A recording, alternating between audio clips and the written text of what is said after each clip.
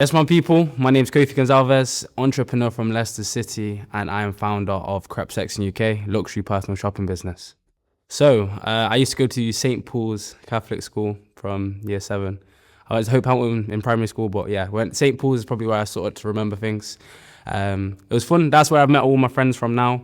And in year 9, for behavior problems, I had to leave. So basically, I've always been one of those kids that I've never really been liked to be told what to do. You know what I mean? Like I've never really been like authority and stuff like that. So I used to get in big trouble at school. Not because I was a naughty kid, more so because like I just didn't really like getting told. So when I was in year 9, I got asked to be put on a management move to another school. And my mum was just like, yeah, you're not doing that. So I moved to a school called Brookhouse College. It's in Market Harbour, so it's an international football college. I moved there when I was in year 9, going into year 10, and I didn't want to go at all. Nah, I didn't.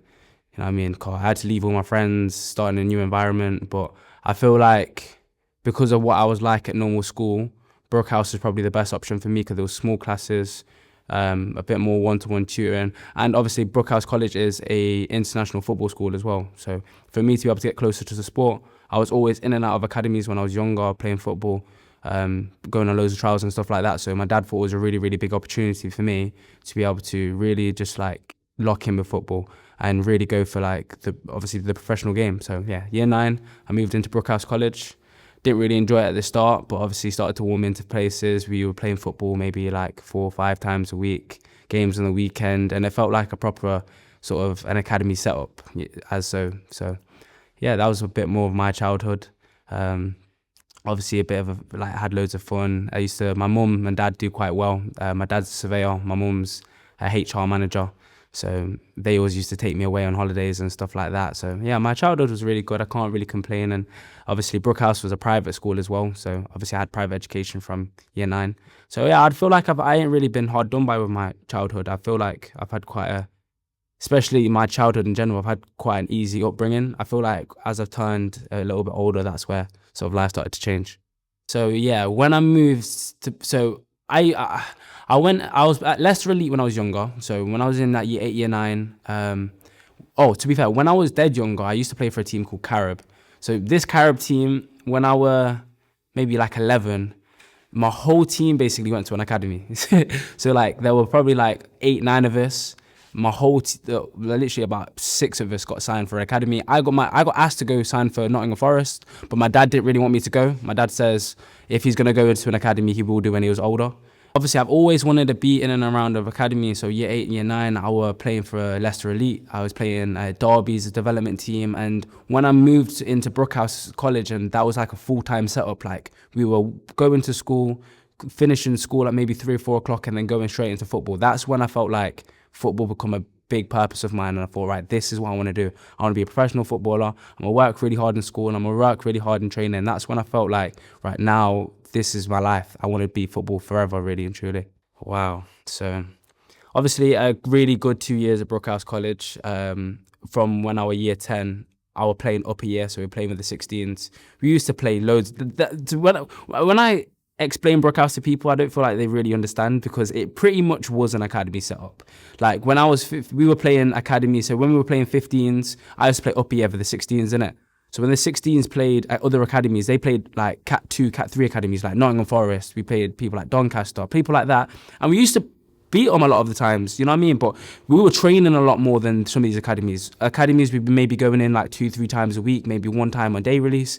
But at Brookhouse, we had the full analysis team. We had video that we'd watch back, and we'd be with each other in class, in the football pitch every single day. Like that was pretty much our lives. So when we were playing these academy teams, we were maybe more up for it than sort of them. Obviously, yeah, a really, really good 2 years at Brookhouse College. But when I was 16, that's when COVID hit. So obviously, being in such a really good environment around Brookhouse College, I got offered a load of other trials. So I went into Scunthorpe, and then just before, towards the end of the year, so the end of year 11, we got to 2 national finals. I felt like football was going on the up. I got an international call up. So I'm from a small country called Antigua and Barbuda, and my mum's from St. Kitts Nevis. So my dad's from Antigua, my mum's from St. Kitts. And I got called up for the under-17s and for international football for the following summer. And I was thinking, right, life's going up. I'm going to loads of trials. I've got international football coming up. And then around January, COVID hit. So I was on something called a YD8. So if you don't know what a YD8 is, it's basically a 6-week trial with an academy. So I was on a YD8 with Lincoln City. I did really, really well. I played 2-3 games, maybe scored 1-2 goals. I felt confident because I was thinking I'm training more than these players. I had Brookhouse training throughout the day from 3 to 4, and then I'd go to Lincoln after. So I was thinking I'm doing way more than all these people in an academy. So when it comes to scholarship time, when people are picking, if you don't know what a scholarship is, it's basically when you sign for a professional club over 2 years, you go full time with them. So when it hits around 16, 17, when I was thinking, right, I'm gonna get signed now, COVID's hit. So the first team the scholarship manager, the under-18s manager said that they didn't see enough of me. So they couldn't offer me a scholarship. Obviously, COVID hit, schools got closed down. The tournament that I was supposed to attend to when I was 16, 17 for the summer with Antigua, that got completely locked off.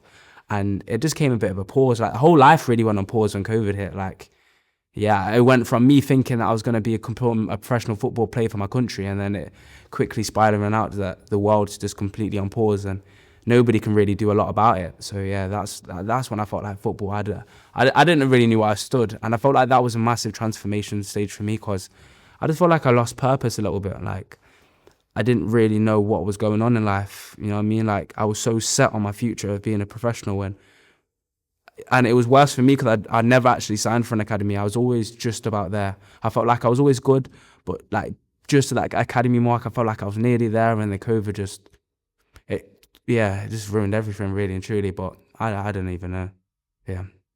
I feel like at the actual time when COVID hit, I didn't really I just thought, right, obviously no one knows what a global depression is. No one knows what a lockdown feels like.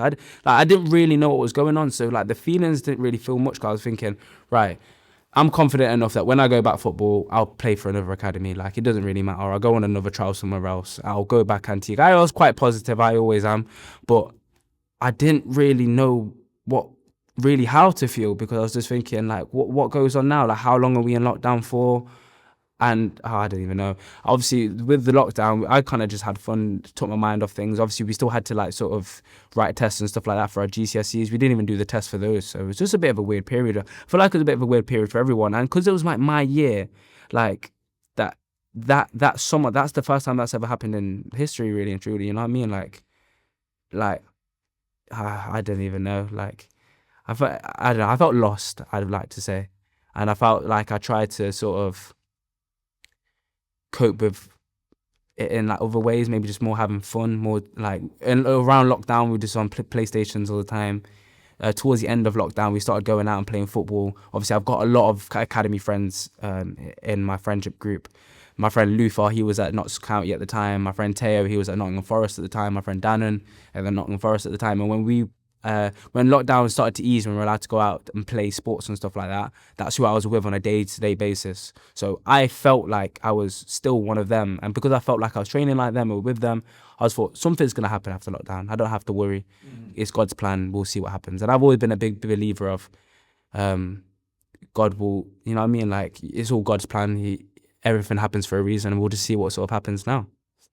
And did you kind of feel like you lost your identity when that 1,000%. And I feel like this is a massive problem for so many people out there. I feel like when football's just so much your life and like you depend on it so much, it's your purpose. When you have a sport, especially at such a young age, it is your purpose. That's the way you're around. So when you lose football as your purpose, it's like, who are you now? You know what I mean? Like, who are you as a person? And I feel like when lockdown sort of finished, obviously when I hit the reality that I might not go as far as footballers, that's when it really hit, because obviously lockdown's finished now. We've gone back into like colleges and schools, and I'm thinking now I've got to go find a club to go play for. I don't get all these trials and these privileges again. Like, now I've got to go find a club. So I went and played for an under-21s team. Obviously they did really well, so I was still playing a high level of football, but it weren't like nothing that I've dealt with from before. Like my old Brookhouse team, when we were 15, we'd be smashing this team, but I thought, you know what, I'll go and play normal football. I still try to enjoy it, but it just never felt the same. After Brookhouse, it just football never felt the same at all. And like, I feel like what Brookhouse gave me, that teamship, that bondship, I just never found that anywhere else. Um, so yeah, like when I was playing, I went and played for a team called Heather when I was 17. We used to play under 21s football. So I've gone from playing 16s, playing with academy, playing against this and that, to then going to play against an under 21s team. And when we played under 21s, we, in pre-season especially, we played against men's teams. So I went from playing 16s, really good football, to who fit men's football. I was thinking, this isn't even football. What the hell is this? You know what I mean? Like, I didn't even know what was going on. And I didn't enjoy that football. Like, I didn't really enjoy it. So I was thinking, I've gone from a position where I love football's my life, to then going and playing and thinking, I don't even know if I even like this anymore. But obviously, football is a hobby of mine. I play regardless. As I say, God's plan, you just kind of have to trust in it. Carried on playing as such, whatever. Didn't really like it either.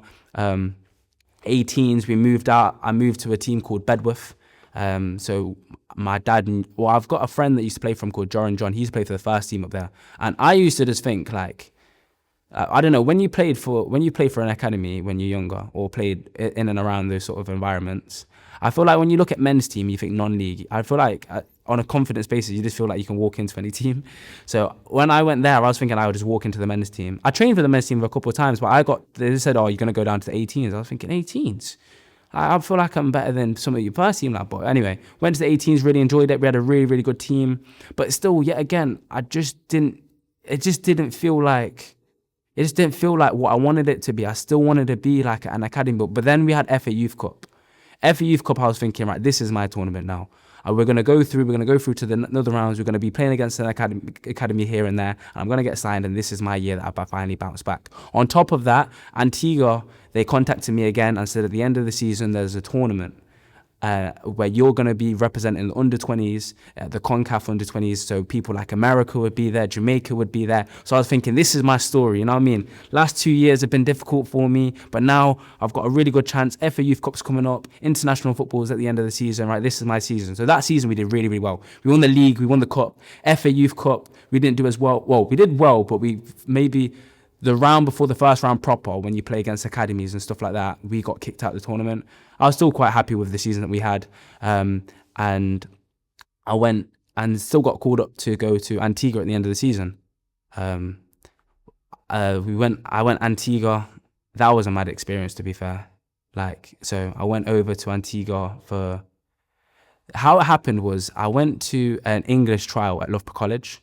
So this is where all the Antiguan men's team players from England would go and trial for the first team, and I got invited to go with the men's team. So I was actually supposed to be going with the men's team, just on the trial. Obviously, I didn't expect anything of it, but I just thought, we'll go. We'll see what it's like. And then they contacted me saying that you're going to be pushed back to the under-20s. Went to the under-20s. I was thinking, this is a massive opportunity now. I'm going to be playing with the likes of like America, Jamaica, Costa Rica. It's just a mad experience, thinking that, right, this is finally my time. So I was in the newspaper. And what's good is my granddad, he also played for the island. So it was just massive, I was following his legacy thing. I just loved it, thinking, right, I'm back, you know what I mean? So I went over to Antigua. When I got over to Antigua, I got there 3 weeks before the tournament started, and they told me, that this is the trial period. So even though I got there and thought, right, I'm here now, I'm ready to go play for the tournament, they told me I still had to trial to get into the team, which was just mad. I was just thinking, what the hell? But anyway, got there. I was still confident. I was thinking, I'm still just going to get into the team. Played really well, went over to there and got picked for the under-20 team. A bit of a relief, told my mum and dad back home, they were smiling for me. I got put in one of the Leicester Mercury newspapers, to be fair. Obviously, because my granddad played for the island, there was a good correlation. My dad called up and I got put in the newspaper. But obviously, when you go over to Antigua, I feel like it's one of, especially with the Caribbean people, I feel like with a lot of maybe Africans, when they go back over to Africa, it's they're a celebrity.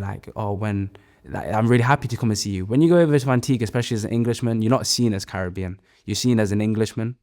And I feel like that's a problem that a lot of sort of Caribbeans face. When I went over, what are you doing with English boy coming over here to play for the island? There was a lot of conflicts when I went over to Antigua. I went on the radio and there were people booing, saying why have you got English people come and play for the island? It was mad. It was just more than I could ever even realize. And obviously when you're trialing against people that are are playing like that want your shirt and you're wanting their shirt at the end of the day. Antigua, the way that they play isn't very sort of nice, a bit more rough, you know what I mean? So the day before we were going out and flying out to, we're going to go to Trinidad for a preseason place. So we're going to go Trinidad for like 2 days where we played a couple teams in Trinidad, and then we'd go over to Honduras to play in the tournament. So in our group, it was Honduras, Costa Rica, and Jamaica. We were obviously the smallest island being Antigua. And the day before we flew out from Antigua, some guy snapped me. And my ankle just never was the same. I still trained on it, still played, sat some training sessions out, played, and I just, my ankle was just finished, man. But I still went over to Trinidad, whatever. It was good over there, I can't lie, I really enjoyed it. And then we went over to Honduras for the tournament. I kept telling the coach, yo, my ankle's gone, mate. Like, I need to go and see someone. I went over to the doctors, they took me into hospital.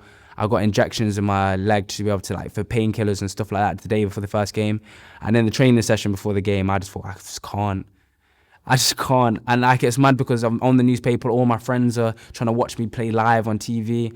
Like, it was just a massive thing for me. And I thought, I'm going to finally get back to where I am of being like me wanting to be a professional. And yet again, it's just something stopping me. And in this case, it was an injury. So we didn't play the first game against Honduras. We lost that one. Costa Rica, I warmed up on the bench, maybe tried to come on around the 60th, 70th minute. I just couldn't do it. Like, I could have done, but obviously when we were playing against really, really good teams, I didn't want to, risk the team from maybe giving away a sloppy pass because my foot's injured.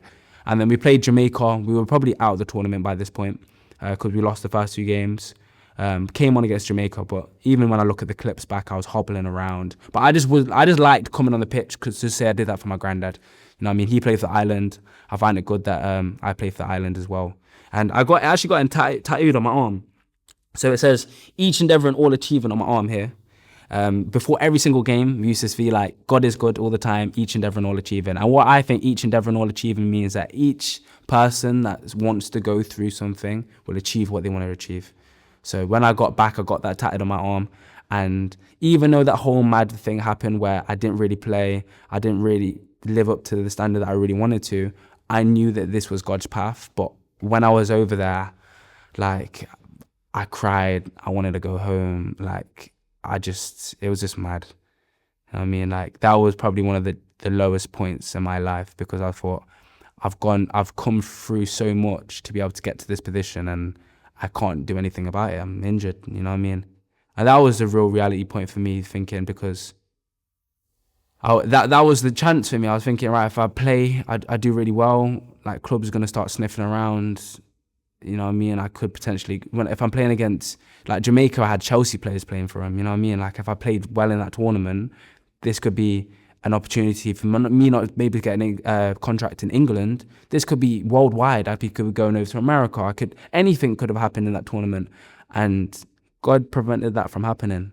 And I felt like God's plan is always the perfect plan. So I wasn't really too disheartened, but like, when you're in those scenarios, especially at such a young age, I think I was 19 at the time, I just felt like I'm just so close but not there. And that's what I felt for my whole football career, yeah.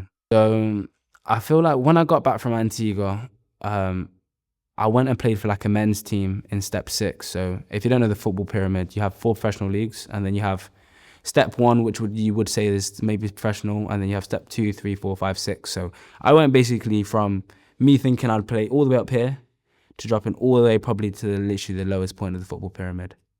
And I just thought, bloody hell, like, you know what I mean? This is life now. I still wanted to play football because it's something that I've always done. I've always wanted to play football, so I carried on playing. But I just didn't really enjoy it anymore. So like a year in, I started going out maybe a bit more. I started going, like, when I turned 18, I started going out drinking, our bar on the weekends and stuff like that. Like, and that was when I started to realize that's when I started losing purpose properly, I think. You know what I mean? That's when I didn't really know what I wanted to do anymore. I didn't really have a goal. Obviously, we're at college now. I did sports coaching in college, but I just did it because it's sports, you know what I mean? Like, and it just got to a position where I just really didn't really know what I wanted to do. When I was 18, And then I started going out drinking and stuff like that. That's when I felt fun again. You know what I mean? Like when I went out with all my mates and I thought, oh, I'll just have a laugh. Life's not that serious. I got a job at JD, still playing football here and there, but it just felt different. You know what I mean? Still enjoying, like, I still tried to keep my head up and enjoy life, but I completely lost purpose. I didn't know what I wanted to do. I didn't know who I wanted to be. And I felt like the only way to sort of cure that was to have fun on the weekend. So started going out, drinking every single weekend, lashed it hard, properly. And then fell out in love with that. And then again, just didn't really know what I wanted to do. I went and did an apprenticeship now in sports coaching. So this is where I feel like was a turning point for me. And I probably didn't even realize it. So I did a 2-year apprenticeship at a school called Orchard Mead. When I came back from Antigua, I literally had an interview maybe 3-4 days after. So like, as I say, everything happens for a reason, because if we did really well and we went through the next round of the tournaments, I wouldn't have even had this interview. So I went and had an interview for the sports coaching job at Orchard Mead Academy, where it was 12 to 16s at a secondary school, and I was a secondary like PE type coach. I felt like this was a turning point for me, because when I got that contract and I got employed as a PE coach, I was thinking, right, now I'm helping other people try to find their purpose. So I feel like I've always been fond of literally helping people and like trying to push them towards be their full potential. So when I was in a school and I was telling these kids, like, you got to follow your dreams, man. Every single day I was telling them, like, yo, what do you want to do? What are your dreams? What are your aspirations? I felt like I was talking to myself at points. I was thinking, what do you want to do? What are your dreams? I used to ask them all the time. You got to aim for the stars. I was that motivational speaker. They used to say, oh, I couldn't do stuff. I said, can't's not in my vocabulary. You can do anything you want. You know what I mean? You can do anything in this world. And I was really, really passionate in telling these kids that they can do anything they want. And when I'm telling these kids every single day that you can do what they want, you can do what they want, you can do what you want, I was kind of feeding that into myself. And like, I didn't really realize until this moment hit when I crashed my car. So obviously this drinking and going out, I was doing that way too much. And I felt like that was a result of that. And that was probably another low point in my life where I crashed my car. And I feel like these low points are really good, because I feel like that's when it's like the key transformational parts of my whole life. So I crashed my car around February sort of times. And I just, again, felt so low again, you know what I mean? But with that time, I feel like the best healer is trying to help other people. So that's when, like, I was working at the school now for 5-6 months. I got really comfortable with the kids, started explaining to them that, yo, you need to just go at it and really just achieve your goals and really push out. And in those times, I needed to, like, obviously I needed to find money to fix my car. So I started like reselling. If you don't know what reselling is, it's basically like drop shipping, you'd say. Like, I'd be posting stuff of clothes, tried to get people to buy it on my Snapchat story, and I bought a course for like £50 just to learn how to do it, and just kind of ran with it. The course didn't really teach me too much, but it taught me how, like, right, I can make money just from my phone, and I felt like I needed that on that time because I needed to raise money for my car. So I started this after I crashed my car. Every single day I'm telling these kids that they need to believe and achieve what they want to do. They can aim for the stars, aim for the moon. And while this, I'm starting to build my own business. And I didn't even realize I started my own business at that point. But I launched it and started growing, like, and month on month, life got better. And then obviously now it's coming over to the second year, and I'm thinking, like, I'm telling these kids every single day of my life, go and chase your dreams. And I'm 18 years old, 19 years old in the school, and I haven't even done the same thing myself.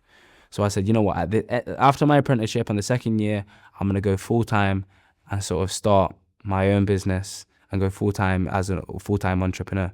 So I feel like business, the first and foremost thing that I'll always say is business helped me find God. I don't feel like I had a good relationship with God. I don't feel like I knew God before this. And like with business, you have to fall into a lot of faith. You always have to seek his guidance in a lot of things. So that's one thing that business taught me. Another thing that business taught me is just key valuable skills that you wouldn't learn in a normal school. I feel like the school system is programmed for you to be maybe more of an employee, and a business teaches you how to be an executive, a CEO, somebody that destines their own future. And because when I was back in school and I've used to like getting people telling me what to do, this was just like my new like hobby. I felt more passionate about than my business than I did even about football. This was like a real turning point for me, because I was thinking, right now, it's something that I've built, it's my passion, it's my story. I want to achieve massive things with this business. I don't even know where I want to go yet, but I just know that I want to be rich, I want to be famous, I want to have millions of pounds, and I want to be able to support and help everybody that I know and love. And I felt like that taught me more than anything. I thought it taught me that I had a purpose now. I found myself back more than anything. The Crep Section UK, founded 2023 November. I called it Luso Gallery at the start. And then basically I tried reselling when I was 17. So when I was at Loughborough College, when I was 17, I tried doing reselling before, but it never really picked up. I was probably trying to do it with people that maybe not the legal way. So I stopped doing it that way. You know what I mean? And then, when I then started again, I remember that I called it Crep Section when I was younger. So I just carried on with that name. So Crep Section UK, it's been a mad journey, you know what I mean? I feel like I went full time July 2024, so just after last summer. And since then, business has taken off massively. I've learned so much. I've been to places like the first turning point. I went to Morocco for my 21st birthday. So obviously with the money that I've saved up from that, I went Morocco. I still had really good cash flow going into the end of Q4. So I went Morocco, I went Amsterdam, I went Paris. And I feel like Paris was a massive turning point because I went from turning into like a reseller that sells normal clothes like PS5s and stuff like that to a luxury personal shopper. So I went Paris. I spent £20,000 in the space of 3 days shopping from LV, Dior, Hermes, Prada, and like I felt like him. You know what I mean? I even went Paris again in February. I went Dubai. Like I feel like that was just that was like the starting point of where I felt like, yo, this is me now. This is something that I'm going to be embodied. This is, as much as Crep Section is a name as a brand, I like to say that me and Crep Section are the same. You know what I mean? It's the face of the brand is me. And I felt like because I'm building this business off my own name and label, I just felt like that was the perfect thing to be able to start for me. Especially the personal shopping company. I feel like personal shoppers have to be personal. You know what I mean? Like you can't have a brand. I feel like with this new service of marketing, I feel like founder-led stories are always the best nowadays. I don't feel like your old school marketing of maybe like your JDs and stuff like that. I don't feel like you can do that sort of marketing in this new era. I feel like you have to be yourself and you have to push on as yourself. So you had to paint a full picture of your business, Yeah. the business you run. In very few words, how will you paint it? I'd like to say luxury and lifestyle. So yeah, I'm gonna leave it quite small and brief. Luxury and lifestyle. And who is it for? I feel like my business is for anybody that wants to. I feel like it's for more of your higher class clientele. I've always had a passion for sort of luxury. Like that's why I go to places like Paris and Dubai. I've seen those sort of really high net worth people, and I feel like especially living in Leicester, you don't really get that. You know what I mean? You don't really get you don't see Lamborghinis and stuff like that in Leicester. You don't see like millions of pounds in Leicester. And I felt if I want to be a millionaire when I'm older, I have to be around millionaires. So the best thing that I can do is sell to these people. What will they buy? High expensive items like your LV, like LV tops. Your average price of a t-shirt is £800. Somebody in Leicester is not buying a t-shirt for £800. So I need to get closer to those sort of people. I need to get around people who are buying those sort of items. And I feel like the best thing is niche it down for those specific people. I feel like I just like to be myself. I like to show people what my story has been. I feel like I've shown people every single inch of what I've done and what I've achieved through my business, and I've been really, really authentic with myself. I've got to a position now where my name pays me, not a job, not the government, not anything else, my name. People trust me enough to be able to give me money and realize I'm going to give them a service. And the thing is, I'm not perfect. There's stuff that goes wrong all the time. I'm still learning and helping myself to be able to come better. But I feel like I'm at a place now where I can generally just get paid off my name for the rest of my life. And I feel like that's a real, real powerful thing. I've been through so much, and I feel like I've been through so much alone. And I never want anybody to feel like that. It's hard for even the older generation to be able to really relate with people like this because, as I said, when COVID hit, I feel like I'm the first age group that's gone through 17 to 21 in this new era. Like, we live in a world now where everything's online, where everybody looks rich, where everyone, like, you know what I mean? Everyone's selling courses on SSMA and drop shipping and all of this, all the bollocks. And I feel like nobody's teaching people how to actually really be men, because nobody's, you know what I mean? I feel like we're the first age group that's even been done it. So I want to help people. You know what I mean? I want to build an army. I want to build a team. I want to build like loads of people with the same mind as me, where they want to achieve massive things, but they just don't have no purpose to be able to go through it. And a lot of these gurus online, they like to explain what they did. Like, for example, when people do like drop shipping course, they teach you how to do drop shipping. But when I was starting my personal shopping business, you can't just learn this skill. You have to be the person who deserves the money around the skill. These are the 3 pillars that will make you become successful no matter what field that you do it in. Like, even if they don't do exactly the route that I did it in luxury personal shopping, if you work really hard in personal development, you will be a successful individual no matter what you do. If you work on your health and fitness, you will accelerate towards you will accelerate towards your goals quicker and easier and better. And if you have a strong network, as you say, your network is pretty much your net worth. So these 3 pillars are skills that schools should be teaching, and they don't. So I feel like I'm the sort of person that I can use my testimony to be able to help so many other people achieve their dreams and achieve their goals. Whether you work in a job, whether you go uni, whether you're still playing football, these skills that you learn are transferable.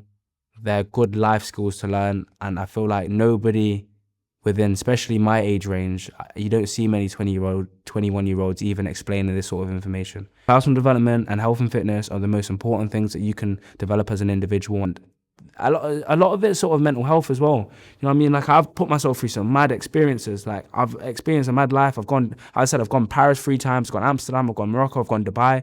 But nobody, when you having these business models, no one gets told about the mental pressures that come along with it.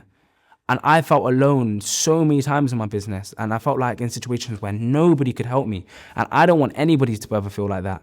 And I feel like the only way that you're never going to feel about that is if you take pride in personal development and fitness. Especially if you're going into business, your mindset has to be 10-10. You can't be telling these kids that they can make £1,000, £10,000 in a month if their mindset is not up for it, because they're going to get into situations where something goes wrong and then they're finished. Do you know what I mean? A marathon on the 8th of June. Yeah. What made you take on something like that? So obviously last year around October times, I played football all my life. I still played up until maybe like October last year. I played for a team called Coventry United. Well, obviously I went away for my 21st birthday, went Morocco, I came back for 2-3 weeks and went Amsterdam, I went Paris. So Gaffer just weren't having it. You know what I mean? He was just saying that if you're going to keep going away like this, then you're not going to be in the team.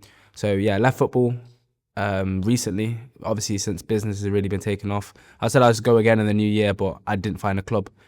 So I thought I'm going to have to stay active in some sort of way. So I'm going to start a marathon program.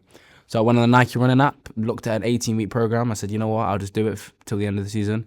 I'll do a marathon program. I didn't even have no thoughts of even doing a marathon, really and truly. I just thought I'll just do it through the training, really and truly. And then, yeah, it's come close to the time. I think we've got about 3-4 weeks left. So, for the marathon now. So, yeah, that's what sort of brought me into it. I just kind of fell into it, something that I wanted to do. And so I thought I'd go into an actual marathon and doing it at an actual place. I just thought it just really made sense. So you've been training for 18 weeks now. What has the whole training process taught you about the discipline and consistency? I feel like it's helped massively with my business. I feel like there was a reason why I started a marathon. There was a reason, as I said, God, you know what I mean? I feel like everything happens for a reason. I feel like the discipline that you have to have, like I'm running 4 or 5 times a week now. I'm doing 15K, I'm doing 20K, I'm doing 32K, I'm doing 35K. Like, these aren't little things. And it's when you fall back, like I always say, once you start something, you have to finish it. You know what I mean? So I feel like that whole discipline thing around doing this whole marathon has helped massively with my business, because there's certain things I don't want to do in my business all the time, but it makes me have the mindset where, right, I need to do it. I need to keep pushing forward. You know what I mean? And why is it called so personal to you? I feel like it's more personal to me because, as I said, from my whole life, I always feel like I've just been about there, like nearly there, you know what I mean? And I feel like a marathon, nobody can run the marathon for me. Nobody can, you know what I mean? No one can take that away from me. No one can run it for me. I have to do it completely myself. So I feel like this is just like, especially now turning, well, 21 this year, I'm turning 22 at the back end of the year. I feel like it's so personal to me because it's like, I'm actually going to achieve something of great magnitude, especially when it's coming around the time when my business is doing really well as well. I feel like, yeah, it's one of those. Tell us about Granddad John and Charles. So, granddad, Charles and John, both of them passed away when I was quite young. Um, so maybe from the age of like 15, I haven't really had grandparents.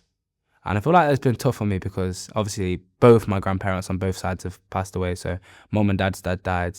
So my mum's dad and mum died. My dad's mum and dad died. Both died early. And I don't feel like, obviously when I was little, I used to be around them all the time. But growing up, I don't feel like you really like appreciate your grandparents as much as possible. So now I'm turning 15, 16, now I'm up to 21 now. I'm knowing that I haven't really had sort of proper grandparents I've had a proper relationship with. I just want to do things that I know that would definitely make them proud. And these are things that will make them proud. Both of them died from a terrible disease called dementia. And that's what I'm doing the fundraising for my marathon. So we've currently on like, I think on like £500, something like that for dementia research. So I'm running in their sort of legacy. I said, when I went to Antigua, my granddad, he played for the island for football and cricket for Antigua. So like to be able to do that in his name again would be good. And then obviously my granddad Charles, my mum's mum. My mum probably the strongest woman I know, and I know that my granddad would be really, really happy with me doing something like this. You know what I mean, And what did this entire experience teach you about life, health, and time? I feel like this whole experience made me experience like appreciate the people that you have around you. You know what I mean? Like life's a funny old thing where it doesn't always go the way that you want it, and I feel like those relationships that I've missed out on when I was young age, I can never get back. You know what I mean? So just really appreciating my parents, what they've done, what they've. I'm appreciating my grandparents for even coming to this country. They came around the Windrush generation, so them even giving me the opportunity to be able to do things that I do now, and like time in general is it's something that all need to treasure. I feel like it's the most valuable thing that we have on this earth because without time you can't do anything really and truly. You build income and freedom, but how important is it giving back and doing things that matter? I feel like it's something that I need to do more so. I feel like I have a duty to do that. I feel like my granddad and my grandma and from both sides came over to this country to give my parents a very good life. My mum and dad have done very well in their respected paths. My mum's head of HR of a company. My dad has his own business. They've done really, really well. So I feel like me now, I have a duty to do better than them. You know what I mean? I have a duty to be able to help them in any way and push on way past what they pushed on. And I feel like an elevator to be able to get there is helping as many people as you can on the way. And what do you hope people take away from this marathon beyond the money raised? I just, more than anything, I just want people to, I want to be able to teach people that you can do anything. There's nothing that you can't do. I feel like the only limitation on this planet is your own mind. And once you break the barrier of thinking, right, I can do this, then that's the real lesson. Like if you say to yourself, right, I can't do this, I can't do that, the likeliness of it, you probably can't. And I'm gonna be real with you. If you say, how do I do this? How can I do this? Can I do this? And really, really think about it, doing it becomes a lot more feasible, it becomes a lot more real. So like a lot of people say, oh, I couldn't run 42K, couldn't do that. But you've never put yourself up to the opportunity to be able to do it. So if then you say, could I run in a marathon? Right, maybe do 18 weeks of a program and then run it. Maybe you could. So it's all up to your mind, you know what I mean? I feel like your mind's your only limitation. I feel like one thing that I want people to take away from this is that you generally can do anything in this world. And don't let anybody tell you that you can't.